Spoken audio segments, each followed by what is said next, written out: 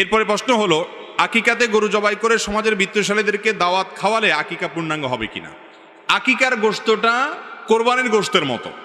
আপনি এটা যদি ধনীদেরকে খাওয়ান তাতেও আকিকা হয়ে যাবে, গরিবদেরকে খাওয়ান তাতেও আকিকা হয়ে যাবে, নিজে খান তাতেও আকিকা হয়ে যাবে। কিন্তু উত্তম এবং ভালো হলো কিছুটা নিজেরা খান, কিছুটা আত্মীয় স্বজন প্রতিবেশীদেরকে দেন, আর কিছুটা দান টান করেন। কিন্তু আপনি আপনার সুবিধা অনুযায়ী বেশিরভাগ নিজে খেলেন, কিছু গরিব দুঃখীকে দিলেন বা কিছু আত্মীয় স্বজনকে দিলেন, তাতেও আদায় হয়ে যাবে। এমন কোনো বাধ্যবাধকতা নেই যে এতটুকু দিতেই হবে বা গরিবদেরকে দিতে হবে। অনেকে আকিকার গোশতের ব্যাপারে ভুল ধারণা করেন, মনে করেন যে মা বাপ তারা আকিকার গোশত খাবে না। আমি বলি ভাই, কষ্ট করে মা বাপ জন্ম দিছে বাচ্চা, আকিকার গোশত তো সবচেয়ে বেশি তারা খাবে। সবচেয়ে বেশি খাবে কে? বাচ্চার মা বাপ। সবচেয়ে বেশি খাওয়ার কথা না, মানে খেতে পারবে তারা।